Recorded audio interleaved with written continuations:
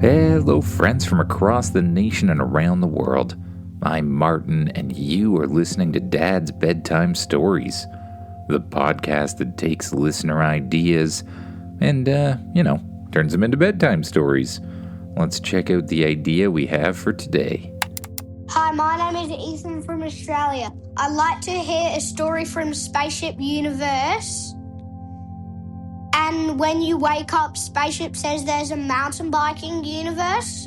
And when you arrive at the universe, there's a boy named Xavier. And he says, do you want to come mountain biking with me? And you say yes. Then while you're doing mountain biking, he says there's a mountain biking competition that you can make your own mountain biking track anywhere in this world. Bye, I love your podcast. Thank you, Ethan. I think that makes an excellent idea for the podcast, and that's exactly what I've come up with for today. I hope the competition is how you imagined it, because I didn't really know exactly what you meant on the competition part. Now, before we get started with the podcast, I just want to take a second to say thank you to my latest Patreon sponsors, Ruth, Red, and Willa. I really appreciate you guys sponsoring the podcast. As you know, this podcast is sponsored two ways. One of them is through Patreon, where you can get ad-free episodes and some bonus content.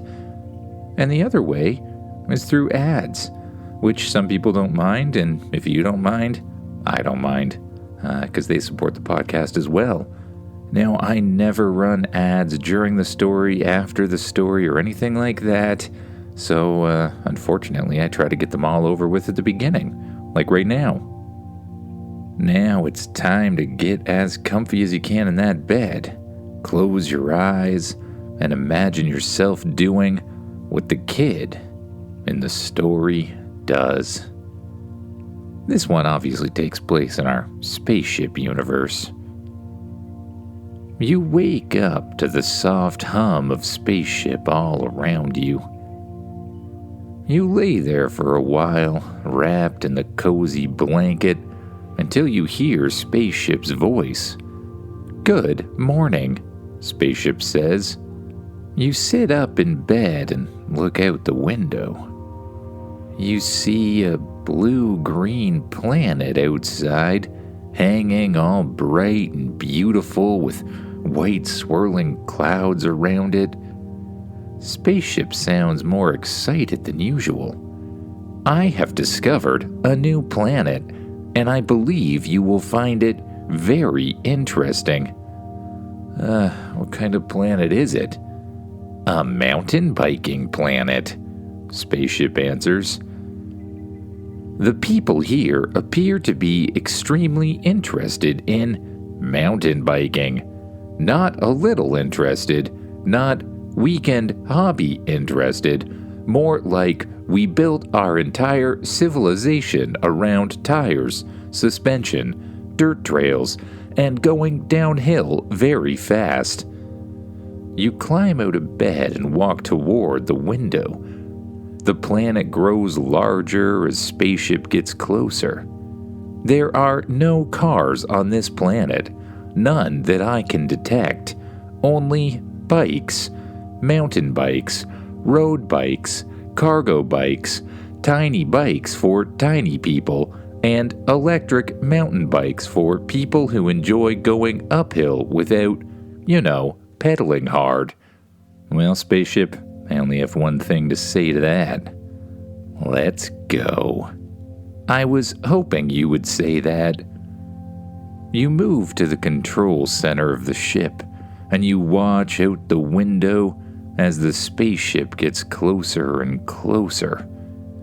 Firelight glows around the edges of the ship as you pass through the atmosphere. And soon, you see mountains everywhere. Tall and sharp and green and brown. Trails twist down their sides like little ribbons. Some of them look smooth and flowing. Some zigzag through forests, some drop over rocky edges, some leap across gaps on really sketchy-looking wooden ramps. You see chairlifts too, climbing up the mountains, but instead of ski racks, they have bike holders built in. Riders sit on the chairs, helmets on, bikes hanging over the side. At the bottom of one mountain is a whole village that looks like it's built around biking. Repair shops, snack stands, helmet stores, trail maps, and huge signs showing all sorts of different routes. Would you like to check out one of the mountains? Spaceship asks as you fly over the little village. Yeah, it seems like the right place to go. Excellent. Setting course. Spaceship flies towards one of the tallest mountains, one that looks rather busy. Near the top, there's a wooden chalet with big windows and a whole bunch of bike racks. It reads, Sky Peak Mountain Bike Lodge. Spaceship lands gently on a flat area right by the chalet. The landing legs hiss as they touch down, the back hatch opens, and cool and very fresh mountain air rushes inside. You step out. The air smells like pine trees. A boy about your age rolls up on a bright blue mountain bike. He has a helmet covered in stickers, gloves on his hands, and, knee pads. "Hey," he says, "the name's Xavier. Are you, visiting for the trails or maybe even for the competition?" You look at him. There's a competition? Xavier's eyes widen. "You came to Sky Peak and didn't know about the downhill freestyle competition?" Yeah, basically," you answer. "Well, is that your ship?" Xavier asks. "Yeah." "Is your bike in it?" You pause. "I don't have a bike." Xavier stares at you like you just told him you don't have a head. "You don't have a bike?" he asks. "Not with me." "But you do have one, right?" I think I might back on Earth." Xavier slowly puts one foot on the ground. "How do you not have a bike?" You shrug. "I just didn't bring it with me in space." He looks at you completely confused. "That's like saying you left your legs at home. I've had a bike since I was born. I go everywhere with it." "You've had a bike when you were a baby?" "Of course. Tiny baby balance bike. I learned to bike before I learned to walk. Most people around here do." "That seems hard." "Walking is so much harder. You have to balance on 2 feet. Oh man, at least on a bike you have wheels. Wheels are obviously better." You glance back at Spaceship. "I can go get a bike." Xavier nods, still looking concerned. "Good, because the trails here are, amazing. But walking down them would be very strange, and people would probably make fun of you." You head back inside Spaceship. The hatch closes behind you. "Spaceship, I need a mountain bike." "I suspected this might happen. I will warm up the 3-dimensional printer." A panel opens in the floor, and a sleek machine rises up. It looks like a mix between a robot arm, a glowing box, and like a really big toaster. A screen slides down from the ceiling in front of you. "Please design your bike. Try not to select anything boring." The screen fills with all sorts of bike frames. Some look light and fast, some look heavy and strong, some look like they're built for jumping, and others look like they're built for downhill racing. You swipe through them until you find one that looks perfect. A full suspension mountain bike with a strong frame, wide tires, powerful brakes, and enough shock absorption to land from something that most bicycles probably shouldn't do. You choose the best gears, the best brakes, the best tires, the best suspension, and a seat that looks surprisingly comfortable for a bike. Excellent choices. You have selected equipment that would normally cost a small fortune. Luckily for you, we can 3D print almost anything we like. The machine begins to hum, and as it usually does, it starts to build the bike, atom by atom. Now, Spaceship says, there is one more possible problem. Do you know how to mountain bike? You think about it. I think I do. It doesn't look too hard, you say. That is a good beginning, but mountain biking down a cliff at high speeds while performing a double backflip is something different entirely, Spaceship explains. What do you suggest? The ceiling of the ship opens up and a little helmet attached to a wire pops down. Put this on. It is a memory training helmet. We have used it before. You place the helmet on your head, and for a second, nothing happens. Then, your mind fills with motion, racing down forest trails, leaning through turns, hopping over roots, balancing across narrow wooden bridges. Thousands of narrow wooden bridges. You see yourself flying off jumps, turning in the air, landing smoothly, pedaling away. Memories from all sorts of different mountain bikers pass through your mind in an instant, and almost instantly, you know how to mountain bike. And not just normal mountain biking either. Extreme mountain biking. By the time the helmet turns off and pops off of your head, you feel like a mountain biking expert. But the knowledge isn't just theoretical, it's built into your very muscle memory.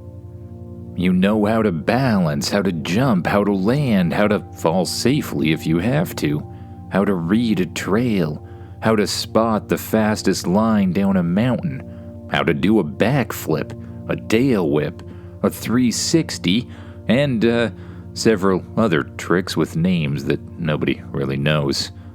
One more thing, Spaceship says. I have added a mountain bike armor mode to your watch. You lift your wrist. The watch glows. I have already loaded it. Simply press the button, Spaceship says.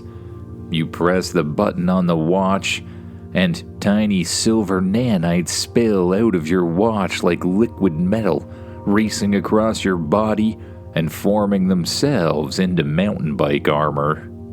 Chest plate, pads covering your elbows and knees, gloves wrapping around your hands, and a helmet over top of your head.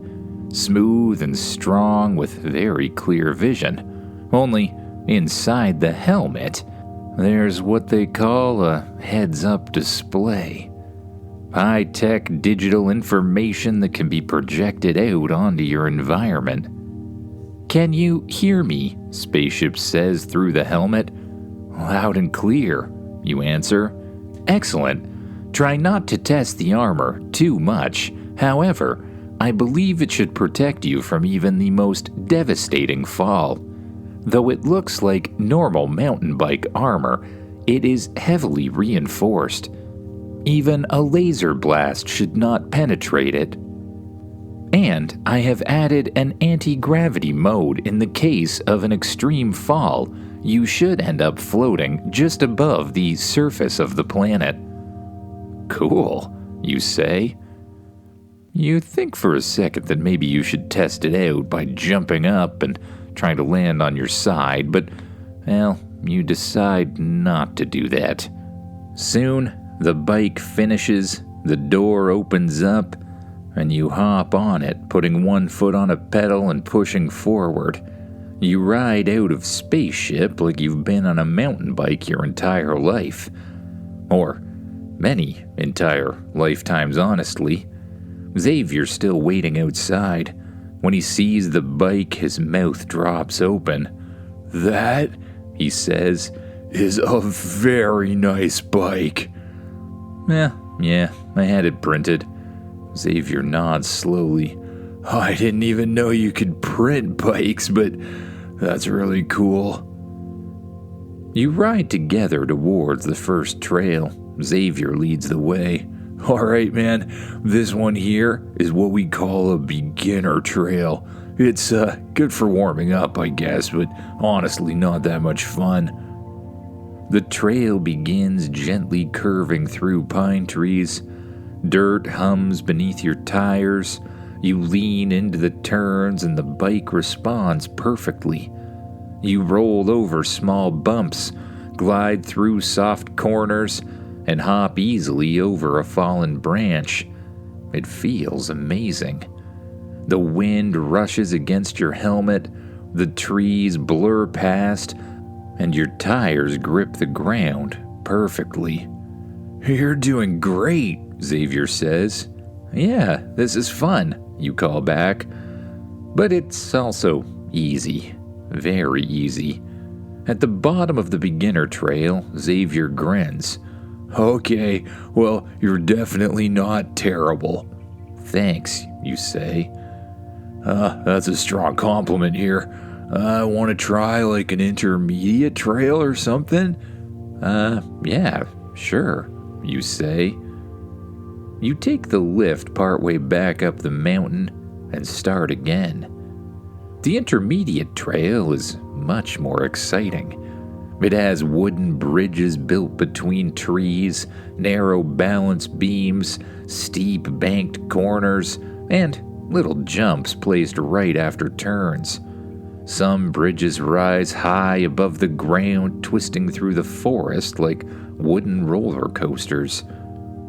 You follow Xavier onto the first bridge. The wood rattles under your tires. But luckily, your muscle memory kicks into place and it's pretty easy to remain balanced. Then comes a gap. Xavier jumps first, landing on the next wooden platform with a thump. You follow. For one breath, you're floating in the air. Then, your tires touch down perfectly, and you keep going. The next section is a series of tight turns and raised platforms. You pump your legs, lean your shoulders, and let the bike flow beneath you. Every movement feels natural. Every bump, well, easy to absorb. At the end of the trail, Xavier stops and laughs.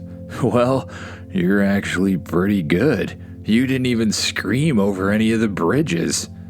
"I thought about screaming," you say, but I was too busy making sure I didn't fall off. "Well then, I think you're ready for the ultimate extreme trail," Xavier says. You look up at the trail that Xavier's looking at. It starts near the top of the mountain and drops almost straight down. You can see huge jumps, rocky sections, wooden ramps, cliff edges, and steep chutes that vanish into the trees. "That trail has a name," Xavier says. "Oh, what is it?" "Bad Idea Ridge." You stare at him. "Is it safe?" Xavier shrugs.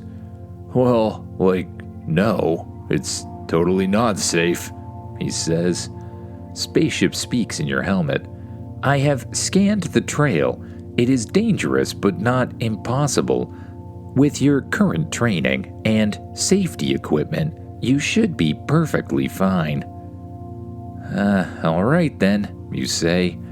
"Let's try it."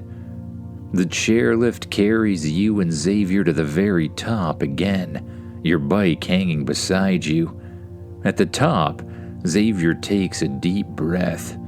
All right, now remember, stay loose, look ahead, trust the bike. You nod, then you push off.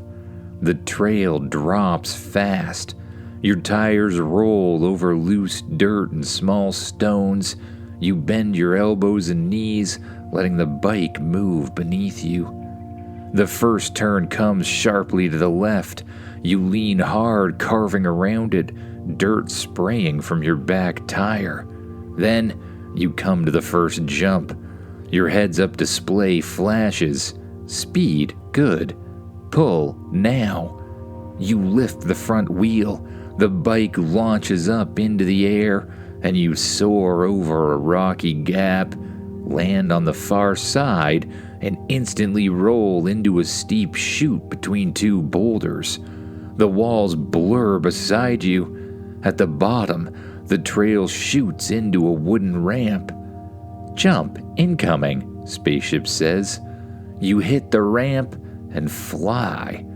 Without even thinking, you twist the bike sideways in the air, then bring it back straight before landing. Your suspension absorbs the impact, and Xavier whoops behind you. The trail gets steeper. You race over roots, hop over rocks, and drop off a ledge into a soft dirt landing. Then, the path splits around a cliff. Xavier takes the safe side. Your heads-up display shows the other side glowing yellow. Optional advanced line, Spaceship says. Technically, a shortcut. You decide to take it. The bike rockets along the cliff edge. Far below, trees look like tiny green brushes. The path narrows to almost nothing. But you stay calm, eyes forward, body steady. At the end of the ledge is a very narrow ramp. Beyond it is a gap that looks much too large. Don't worry, Spaceship says. You are traveling at the correct speed to make the gap. You launch off of the thing. The whole mountain drops beneath you. For a second, you're basically flying. You tuck, rotate backward, and perform a smooth backflip over the gap. The sky spins, the forest spins, and the landing appears exactly where it should be. Your tires hit the dirt perfectly. You ride the rest of the extreme trail in a blur of speed and joy, over jumps, carving around turns, skidding to a stop at the bottom beside Xavier. That, he says, was ridiculous. Good ridiculous? You ask. Competition level ridiculous. I think you should totally sign up for the downhill freestyle challenge, he says. What's that, you ask? Well, basically, each competitor gets to pick their own path down the mountain. And, well, you have to be as stylish as possible and try your best to not, unalive yourself or anything.